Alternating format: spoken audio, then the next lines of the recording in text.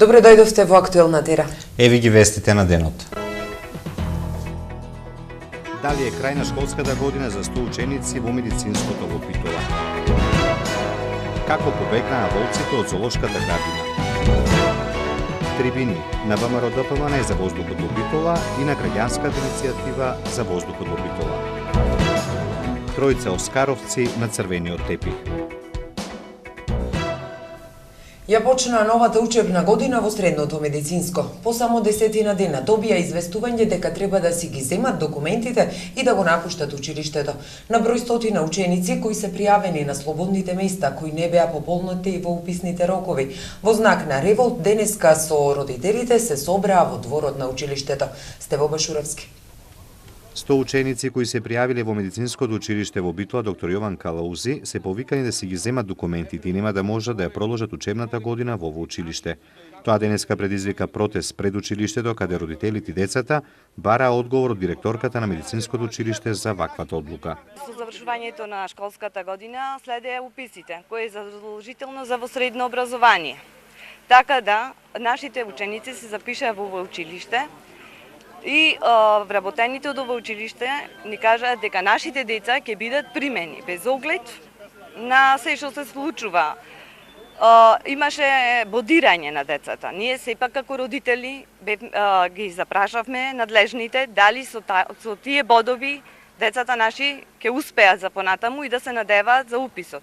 Тие рекоа нема проблем. Така да организираа паралелки. Средата да си почна школија до вчера. Вчера негде околу 12-1 сатот стигнал ферманот од Скопје наводно дека не важи тоа што го рекле тие и децата се дома. Од денеска званично, не тера да земаме документите сега со сила и да му бараме чаре. Кај му бараме чаре ние сега на 12 денеска, утре 13, понеделник 15, кај ги запишуваме се. Сите паралелки пополните се во другите школи. Психичка тортура во 21 век на дете. Значи, на кој начин децата кои ги избркат од ова школа сега, да се запишат во друго школо, на кој начин со каков елан клучат и каков успех имат. Значи, ова е класично малтретирање. Според првиот човек на ова училиште, и годинава, како и годините наназад, после 25 август, бидејќи имало слободни непополнети места од уписните рокови, тие запишувале ученици со помалку поени, за да се пополнат слободните места. Претходно за ова побарале одобрение од ресорното министерство. Минатата година, јас повторувам, уписот на децата после 1 септември течеше, ако има место, било какви поени да има ученикот, ќе се запишеше во медицинско училиште. Ваквата промена не очекувавме и ние лично, бидејќи заради тоа ние на родителите не сме им давале сигурност, дека сигурно ќе биде, оти не знаевме точно 100%, меѓутоа се базиравме на минатата, на предминатите години и на тоа дека некои промени немаше законски, така да велевме дека имајте надеж, тоа не може така нагло да се случи. Одговорот им пристигнал на 9 септември, како што рече директорката, и со него не се одобрува запишување на ученици со помалку поени. На родителите им вети дека ќе се бара решение за учениците, а ваквата ситуација може да е проблем и за неколкумина професори кои може да се соочат со прогласување технолошки вишок. Законски ние имавме во конкурсот услов да ако не ги пополниме местата после 26 август поднесиме барање за намалување на поените. Барањето беше навремено поднесено и намалување баравме на поените од министерството. Значи баравме намалување првично до 60, од 60 поени кои што ни беа дадени да ги намалиме до 50 поени, со тоа што од годините, повторувам, минати, после 1 септември престануваше да важат условите на конкурсот како такви и имаше слободен упис на учениците. Значи, планот во училиштето развоен беше до 31 август да се примат учениците што имаат до 50 поени, а понатаму ако постојат заинтересирани ученици и места, кои што имаат помалку од 50 поени, исто така да се допримат за паралелките да бидат комплетни. Тоа беше од сите години уназад така и така се работеше. И немаше никакви немири, ниту проблеми. Родителите беа категорични дека немаат намера да ги земат документите од училиштето и нивните деца да останат на улица. За воздухот во Битола, една трибина и едно јавно објавување на иницијатива. Почнуваме со синоќешната. ВМРО ДПМН ја организираше со представници од Техничкиот факултет, од Центарот за јавно здравје од РЕК Битола и експерти по екологија. Зборуваа за тоа како да се подобри квалитетот на амбиенталниот воздух. Весна Шеровска. Битолчани на трибина организирана од ВМРО ДПМН од експерти на комисиите за екологија, сообраќај, енергетика и локална самоуправа, синоќа имаа можност да слушнат за квалитетот на амбиенталниот воздух во Битола. Од трибината ВМРО ДПМН е со иницијатива формира едно консултативно тело во рамките на Советот на Општина Битола, каде што веќе уште на првата наредна седница на Советот ќе побараме и формирање на вакво консултативно тело, на кое што учествуваат ќе земат исто така еминентни стручњаци од областа која што ја опфаќа екологијата. И веќе на таа седница ќе можеме да го формираме тоа консултативно тело, каде што ќе во обврска барем еднаш месечно да се состанува и сите заедно да се предискутираме, да се ги разгледуваме состојбите во врска со амбиенталниот воздух во нашиот град. Лекарите тврдат дека загадувањето може да доведе до сериозни последици по здравјето на човекот и дека кон него треба да се пристапи како кон сериозен проблем. Иако загадениот воздух влегува преку дишните патишта и ги оштетува белите дробови, но не бил единствен причинител за белодробен карцином. Во нашиот центар, во службата за хигиена, се врши мерење на загаденоста на воздухот и тоа вршиме мерење на седиментот на прашината, кое што е над 10 микрограма, со частички, значи поголема од 10 микрограма, кој што не влијае, таа прашина, не можеме да ја вдишиме и не влијае, таа се таложи многу врз здравјето на населението. Од РЕК Битола имале преземено низа активности, поготово во делот на инвестициите. Модернизација на турбоагрегатите во РЕК Битола во вредност од 56 милиони евра. Со оваа модернизација, значи покрај останатите делови, како што се зголемување на животниот век, зголемување на мојкноста на турбоагрегатите, најбитна работа е зголемување на коефициентот на полезно дејство. Со тоа што значи? Тоа значи дека за исто количество на произведена електрична енергија имаме помала емисија на стакленички штетни гасови. Исто така, значи имаме направено и друга модернизација на котлите. И од Општина Битола имале преземено мерки за квалитетот на амбиенталниот воздух.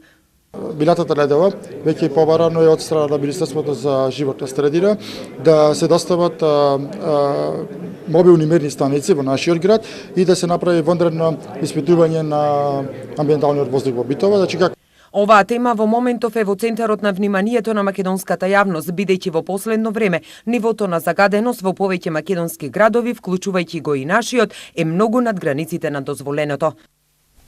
Група граѓани засегнати од прашањето за квалитетот на воздухот, прво на Фејсбук, а денеска и преку медиумите ја покрена иницијативата Битола сака чист воздух, за нас се работи. Прв чекор на делување им е средба со градоначалникот и советот. Оливера Михајловска. Битола сака чист воздух, за нас се работи, е слоганот и иницијативата која денеска во јавноста ја пласираа граѓани кои велат засегнати од иста проблематика се соединиле на социјалната мрежа Facebook на 1 овој месец. Велат не сме невладина политичка партија, ниту асоциација, ни фондација. Граѓани сме на Битола. Велат иако во јавноста се даваш информација за алармантна состојба со загаденоста на воздухот, тие ќе одат чекор по чекор. Прво ќе детектирале дали има аерозагадување, колкаво е истото, од каде е изворот и натаму мерки за решавање на проблемот. Тврдиме дека наша идеја не е да се создаваат нови или да се подхрануваат шпекулациите од типот дека РЕК Битола, екоклубот, домакинствата, ова или онаа фабрика или кој уште не споменат во сите постови на нашите поддржувачи се главни загадувачи, ниту пак дека некаква наша сулуда идеја е затворање на РЕК Битола или како што може да се прочита во некои наши коментари, не знам си какви уште не шпекулации. Тие шпекулации во најмала рака ги сметаме за смешни. Најважно велат им е мерните станици да се стават во функција да покажат дали има или не аерозагадување, колкаво е тоа и што понатаму. Ке го решаваат проблемот институционално во рамки на законот. Со собраните подписи Прво ќе побараме средба со градоначалникот и советот, кои се надеваме ќе ни излезат во пресред за овој проблем, кој не засега сите и нема да мора да преминеме во собирање на потребниот број на потписи за покренување на поголема граѓанска иницијатива. Доколку не наидеме на разбирање кај надлежните, нашиот чекор е токму со одбирање на тие потребни потписи за таа граѓанска иницијатива да стане законска. На крајот се оградија од организација на било какви акции кои нема да бидат најавени на Facebook, медиумите или пресконференција на оваа тема од нивна страна и рекоа дека во иднина ќе организираат културно-едукативни настани за помасовна афирмација на нивната идеја. Двата волци убиени, другите два на посигурно место сместени од безбедносни причини, иако условите не ги задоволуваат стандардите. Синоќа објавивме дека вториот волк кој побегна на Тумбекафе беше застрелан. Денеска ја посетивме градината за да прашаме за живеалиштата во кои што живеат и како побегнале и за критиките на Сдруженијата за заштита на животните, зошто биле стрелани, а не успиени. Стево Башуровски. И вториот волк кој вчера побегна од зоолошката градина во Битола е застрелан. Првиот, како што вчера објавивме, беше застрелан во обид да избега од живеалиштето, каде што биле сместени вкупно 4 волци. Двата кои не побегнале ги префрлиле во кафе заради безбедност. Раните утрински часови, негде после 7 отприлика часот, бев известен дека волците успеале да го пробијат, ајде да речеме, во наводници пробијат живеалиштето, се работи за живеалиште кое одговара по стандарди за ограда која е висока преку 2 метри, меѓутоа е атипично за нив. Тие ја прескокна таа ограда, заправо успеа да отворат еден отвор и нам не е јасно како сето тоа се случи. Меѓутоа, при нивни обид за бегство, како што налагат и процедурите, доколку животното не може да се залови, односно да се спречи во бегството, тога се пристапува кон негово, да речеме, ликвидирање, бидејќи тоа е во фаза на бегство, значи не можеме ние тука да го бркаме и да го фатиме. Можем да кажем дека зоонегователите реагираа правовремено и според прописите, така да моментално не постои опасност од избеганите волци, тие повеќе ги нема. На прашањето зошто волците биле сместени во вакво живеалиште, Нешовски вели дека тоа се стандарди за зоолошките градини. Добро, стандардите за чување за волци не предвидуваат дека живеалиштето треба да биде од горната страна прекриено со мрежа. Например, веќе наведам така за животните како што е лисица, леопард и јагуар. Правилата налагаат живеалиштето да биде од сите страни заградено со мрежа. Меѓутоа еве вака за волци, за да речеме лав, тигар, не налагат правилата за да биде од сите страни заградено живеалиштето со мрежа. Застрелувањето на двата волци најде на критика кај Сдруженијата за заштита на животни и прашањето зошто не биле успиени, туку застрелани. Да се земи да се пука со средство за успивање на која далечина. Прво тие што зборува така треба да знаат дека пушките за успивање действуваат само на многу мала далечина. Че не можеме ние кога гледаме волкот дека бега тој на 30, 40 или 100 метри и да пукаме со таква пушка. 99,9% ќе го промашиме. И зависи каде ќе се погоди со стрелката. Значи не секое место каде ќе се погоди, тоа значи дека тој ќе биде успиен. Значи душебрижниците таа бранша нека се информираат малку подобро пред да поставуваат такви прашања. Инаку во зоолошката градина во Битола во тек е реконструкција, односно уредување на живеалиштата на животните. За реформата во водостопанството во наредната најава. Битолско поле гледа надеж во државното водостопанство. И за пристигнувањето на оскаровците во Битола покусата пауза. Останете со нас. Вашето мислење нам ни е важно, затоа што Тера телевизија е на страната на гледачите. Искажете ги вашите ставови на нашиот веб-портал tera.mk. Прашањето за оваа недела гласи: дали е потребно детските градинки да работат и во викенди? Да, не.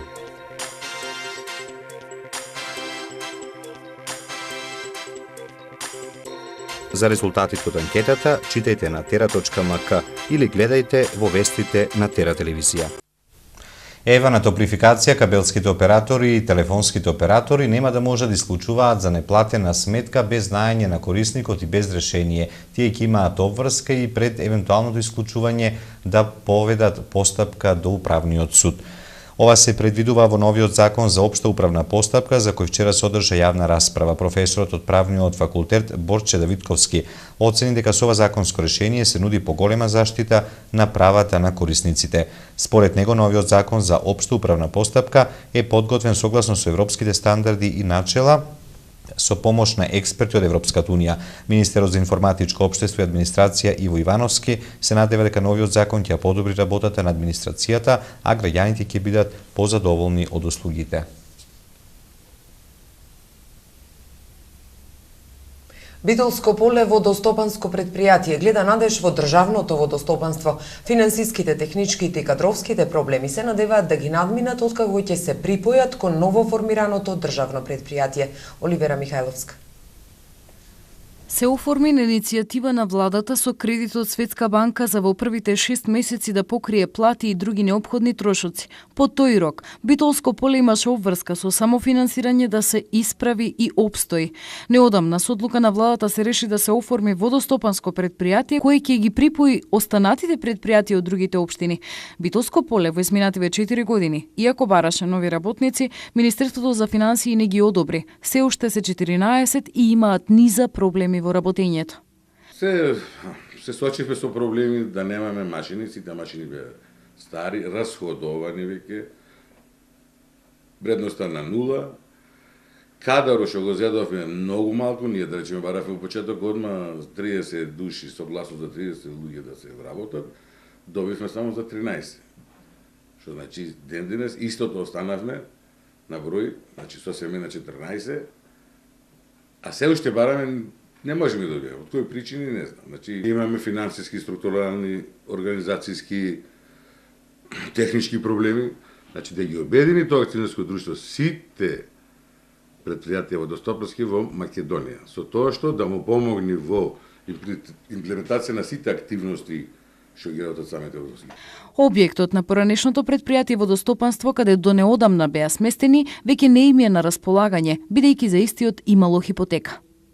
Самата банка си ги превзеде, пошто ние немавме сила да ги исплатиме средствата што ги беа побарувани, што беа водостопанство што ги боржеше.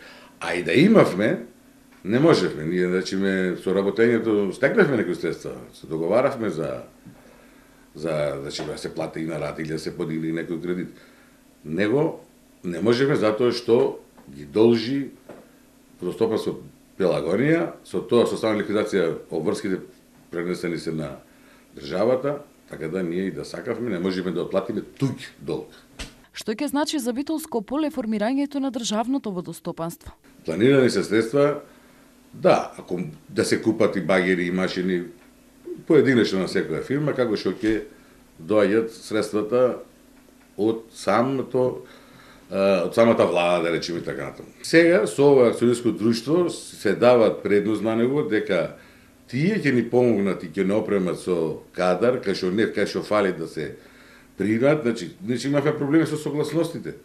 Значи ние овие 3 години бараме кадар, него не добиваме согласност како јавно предпријатие, се знае, треба да се добие согласност од Министерството за финансии, па да можеш некој да го земи.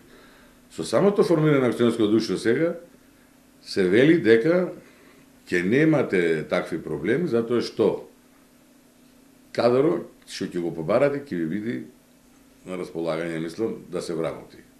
Инаку во изминатиот период Битолско поле обстојуваше преку проекти за одводнување и од 80% наплата од земјоделците. Каде се паркираме со нашите автомобили во Битола? Едни на предвидените паркинг места, други по тротоари, трети пред портите на некои куќи, а како име на оние кои ќе отворат вратата од домот и се соочуваат со паркирано возило? Весна Шеровска.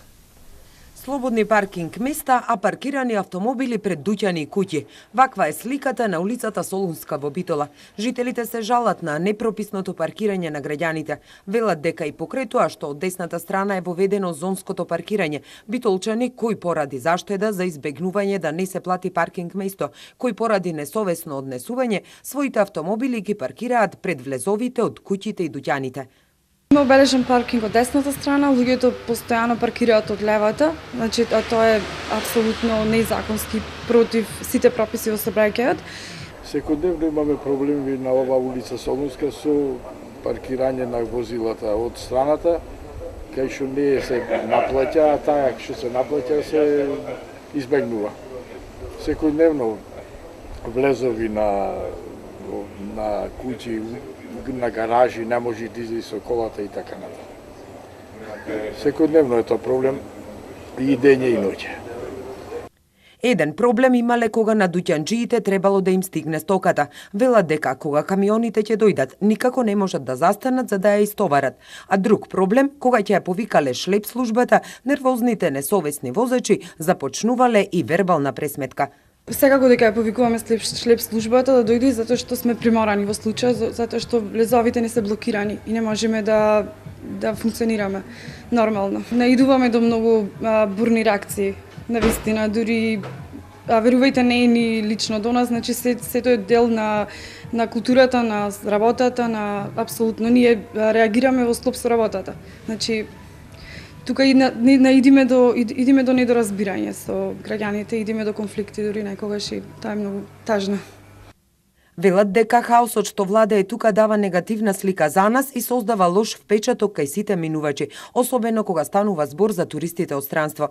Жителите од Солунска со апел до битолчани.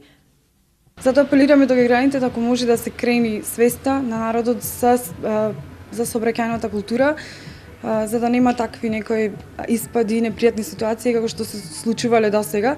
Ваков хаос не се случува само на оваа улица. Слична е ситуацијата и за дуредот во центарот на градот и на улицата Јане Сандански. Нервозни возачи, непрописно паркирани возила. Буквално овие улици се блокирани. Таква беше сликата и денеска во 13 часот напладне. Од двете страни на улицата паркирани автомобили, па едва и може да мине една кола, а камоли да се размина две. Инаку неодговорните сопственици на возилата плаќаат глоба за погрешно паркирање од 45 евра, но и трошоци за подигнување и транспорт од 1600 денари. Па сега вие видете каде ќе паркирате. Тројцата оскаровци, светски познатата актерка Жулиет Бинош и кинематограферите Лука Бигаци и Крис Менџис за прв пат од одржувањето на фестивалот Браќа Манаки во ист момент ќе бидат во Битола. Тие немале посебни барања. Маја Богоевска. Откако Лабина Мидевска е начело на фестивалот Браќа Манаки, за прв пат се случува тројца оскаровци добитници на наградите да бидат на отворањето на фестивалот. Таа вели дека годинава ги понудат најдобра програма до сега. Место 2 црвени тепици, оваа година поставуваме 3. Знаете дека до Балчак е во недела. Се одлучивме така и на барање на автор, затоа што е доста долг филмот, но и ние како фестивал мислевме дека тоа ќе биде подобро за нас, затоа што секој се фокусираме на отварањето и затварањето, а секој светски фестивал, секоја вечер има црвен тепик. Прв пат годинава, не знам, примаме 25 до 30 волонтери, се пријавија 150 волонтери и беше општа тепачка за млади луѓе кои сакаат да бидат во тимот на фестивалот. И мислам дека тоа е воодушевувачки знак. Значи тоа е знак дека младите да не се навредат по старите, но мислам дека иднината на фестивалот е во овие млади момци и девојки кои сакаат да доаѓаат, да волонтираат, да носат кафе. На крајште ја така имам почнато со преддождот. Благодарност до Лабина уште еднаш, затоа што секогаш знае со имињата кои што ни ги носи, со високите гости, да предизвика големо внимание, со што добиваме голем број заинтересирани. Како и оваа година, се разбира еден голем проблем кој што никогаш не можеме да го решиме до крај, тоа се влезниците.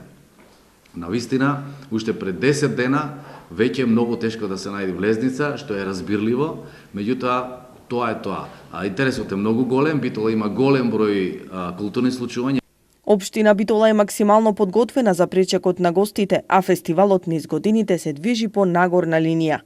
После онаа слабост пред неколку години пред да дојде Лабина како прв човек на фестивалот, таа слабост се сеќавате кога фестивалот имаше проблеми со пренесувањето во друг град, мислам дека максимално концептот кој што го спроведуваме и упорноста и вредните луѓе во екипата околу Лабина, сите заедно придонесовме да направиме едно вистинско културно случување со што овој филмски фестивал, Браќа Манаки, значи интернационален фестивал, се вбројува во најзначајните фестивали, кои што ги знаеме и често пати ги читаме на порталите, ги гледаме на странските и на домашните медиуми.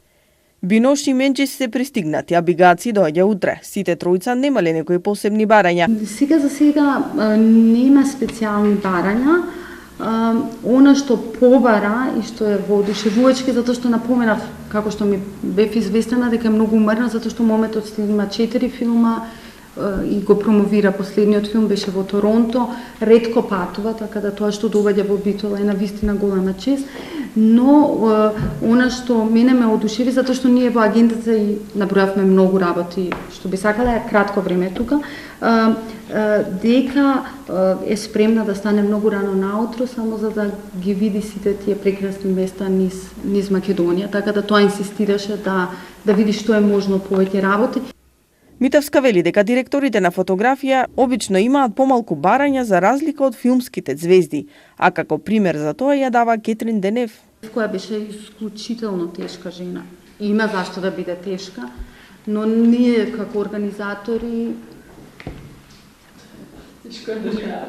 да, многу, мислам, едноставно фантастична глумеца и секоја почест, но многу бара, многу сака, многу внимание.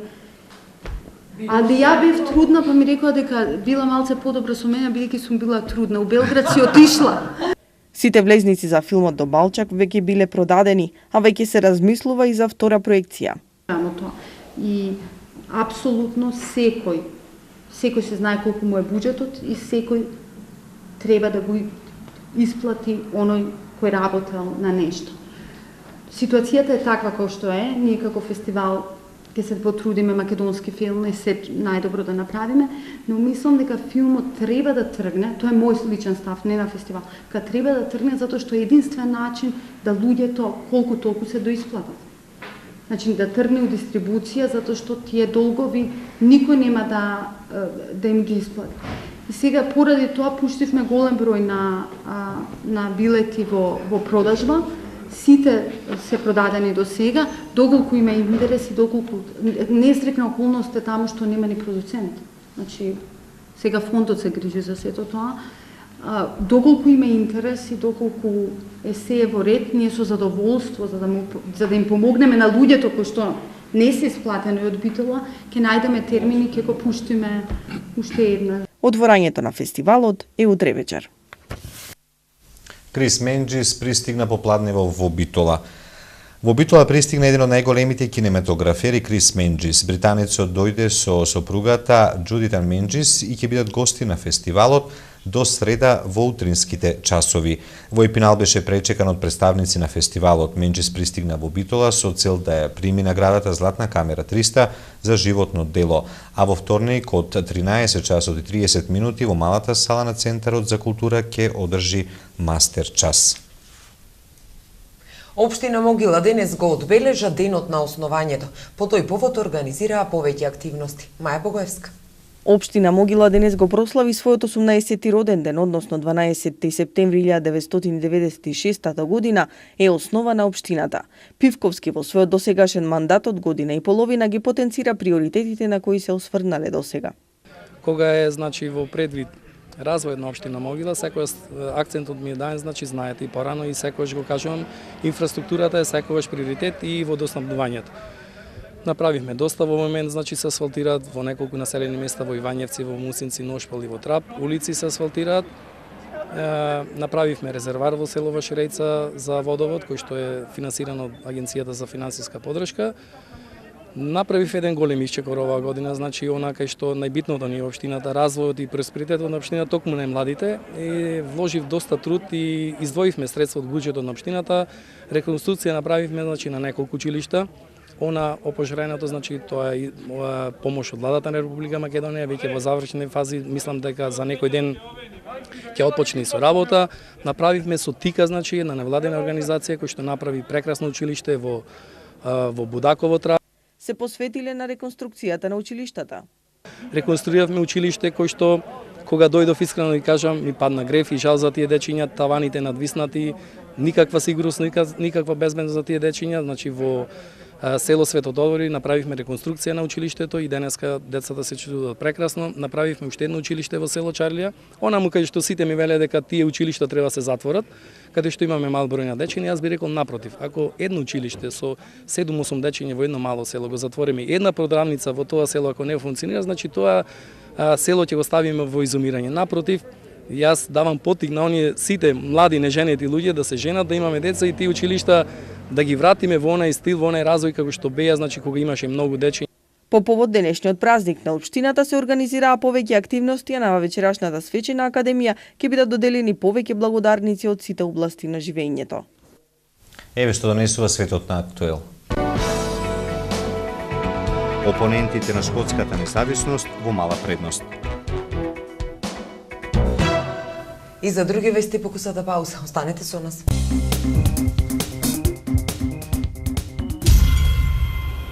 Започнува јубилејното издание на филмскиот фестивал Браќа Манаки. Лука Бигаци, добитник на специјалната Златна камера 300. Фолтин ги освојуваа светските меридијани. Опонентите на шкотската независност во мала предност. Според последното истражување на Југов, противниците на независноста на Шкотска се во мала предност пред поддржувачите на независноста на една недела пред еден историски референдум. За останување на Шкотска во Обединетото кралство биле 52%, а за независност 48%. Истата агенција минатиот викенд објави спротивни резултати според кои за независност биле 51%. Тоа влијаеше негативно врз вредноста на британската фунта. Масовни улични демонстрации на граѓаните на Барселона беа одржани по повод Националниот ден на Каталонија, а минаа во знак на најава на референдум за самостојност на тој најбогат шкотски регион за 9 ноември. Според извештаи на западни медиуми, на улиците имало повеќе од 500.000 луѓе, додека организаторите тврдат дека на улици излегле 1,8 милиони во денот кога се одбележуваат 300 години од воспоставувањето власт во Каталонија. Ако народот на Шкотска може да гласа, зошто да не можат каталонците? Ако каталонскиот народ сака да гласа за својата иднина, практично е невозможно тоа за секогаш да се запре, изјави регионалниот претседател Артур Мас. Тука е крајот на Актуел. Благодариме за вниманието, имајте пријатен викенд.